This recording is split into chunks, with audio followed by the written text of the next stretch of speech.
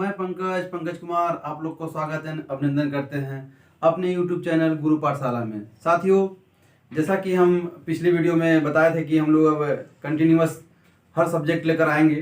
तो अभी फ़िलहाल में सुमित सर हैं जो कि आप लोग को ज्योग्राफी पढ़ाएंगे, और साथियों अब बारी बारी से कृपांशु सर, हिमांशु सर और हम सारे सब्जेक्ट लेकर आएंगे। और साथियों, और जो भी टीचर अभी एब्सेंट चल रहे हैं अभी वो भी आएंगे लेकर वीडियो। तो साथियों, ज्योग्राफी एकदम बेसिक से लेकर के एडवांस तक पढ़ाएंगे। वीडियो में बराबर बने रहिए, देखिएगा, बहुत मज़ा आएगा। लीजिए सर, सुमित सर आप स्टार्ट करिए, आपका पहला क्लास है, इसके लिए आपको all the best. Thank you sir. चलो बच्चों, हम लोग आज ज्योग्राफी पढ़ेंगे और हम लोग ज्योग्राफी स्टार्ट करते हैं।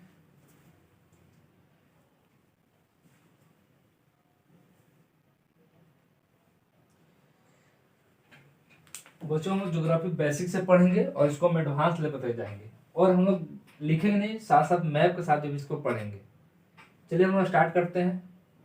ज्योग्राफी में पहले हम जानते हैं कि जितना भी हमारे सारे लैंड थे, भूमि थे, सब एक जगह आ गए और एक महाद्वीप का निर्माण किए जिसे हम पेंजिया महाद्वीप किए, और जितने भी पानी थे वो साइड साइड से हो गए जिसे हम पेंथलासा महाद्वीप किए कहें।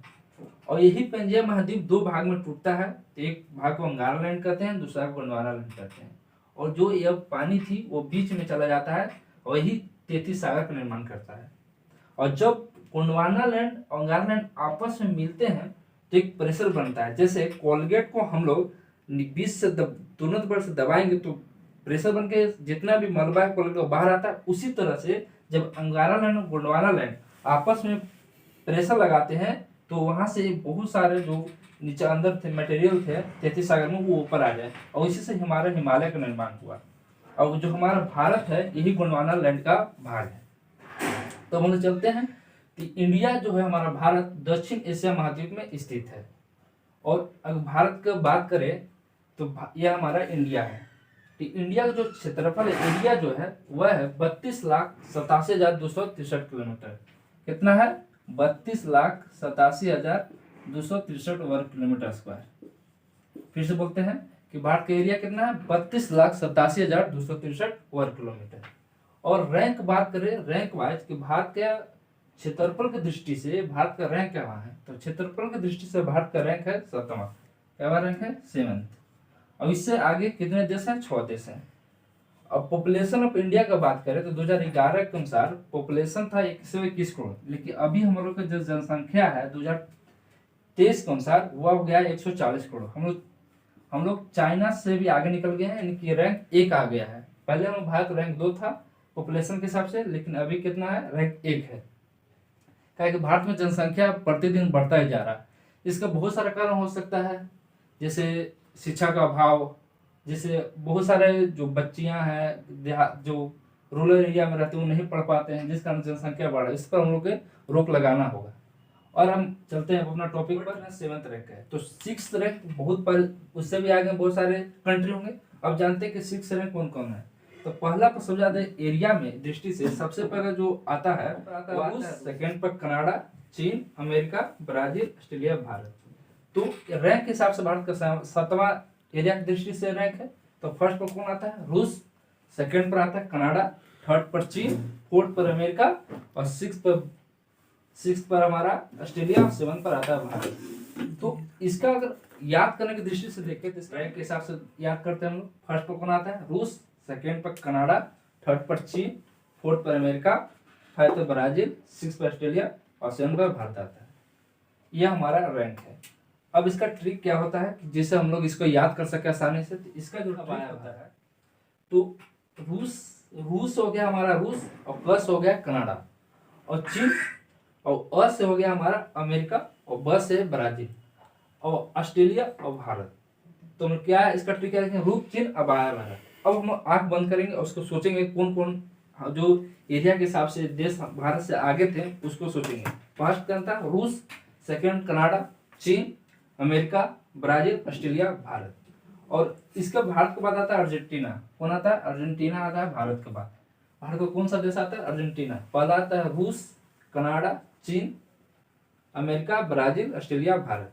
अब जानते हैं भारत जो है, यहाँ पर देखिएगा कि भारत उत्तरी गोलार्ध में स्थित है। भारत कहाँ है? उत्तरी गोलार्ध में स्थित है। और यहीं से भारत में एक रेखा गुजरती है भारत से, जो किसे कहते हैं? कर्क रेखा, ट्रॉपिक ऑफ कैंसर, इंग्लिश में क्या बोलते हैं? Tropic of cancer. यहीं से भारत का कर्क रेखा गुजरता है। देखते हैं भारत से कर्क रेखा गुजरता है। अब हम लोग याद करते हैं कर्क रेखा जो भारत के किन किन राज्यों से होकर गुजरता है। अब हम लोग यहाँ याद करेंगे जो कर्क रेखा है भारत के किन राज्यों से होकर गुजरती है। तो सबसे पहला राज्य है वो है गुजरात, उसके बाद है राजस्थान। सबसे कम राजस्थान से गुजरती है। यहाँ से कर्क रेखा निकलती है, गुजरात हल्का राजस्थान को काटेगी, फिर सबसे ज्यादा मध्य प्रदेश को काटेगी, फिर छत्तीसगढ़, फिर झारखंड को काटेगी, उसके बाद वेस्ट बंगाल को काटेगी, फिर त्रिपुरा, मिजोरम। तो सबसे पहले गुजरात को, फिर राजस्थान को, फिर मध्य प्रदेश को, फिर छत्तीसगढ़ को, फिर झारखंड, वेस्ट बंगाल, मिजोरम, त्रिपुरा और मिजोरम को काट करेगी। अब भारत जो है उत्तरी गोलार्ध में क्या करता है? लाई करता है। अब हम लोग इसका क्या ट्रिक है? इसका ट्रिक हम लोग जानकर देखा है भारत के किन राज्यों से होकर गुजरती है। तो हम स्टार्ट करते हैं। इसका ट्रिक है मित्र पर गमछा झार। तो मी से होता है मिजोरम, मी से मिजोरम, र से त्रिपुरा और प से पश्चिम बंगाल, राजस्थान, गुजरात, मध्य प्रदेश, छत्तीसगढ़, झारखंड।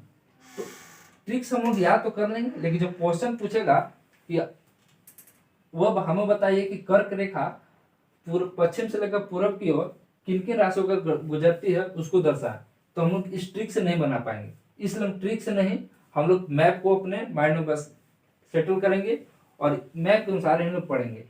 तो पहला हम कहा किससे गुजरती है? गुजरात से, दूसरा राजस्थान से, मध्य प्रदेश से, छत्तीसगढ़, झारखंड से, वेस्ट बंगाल, त्रिपुरा और मिजोरम से होकर गुजरती है।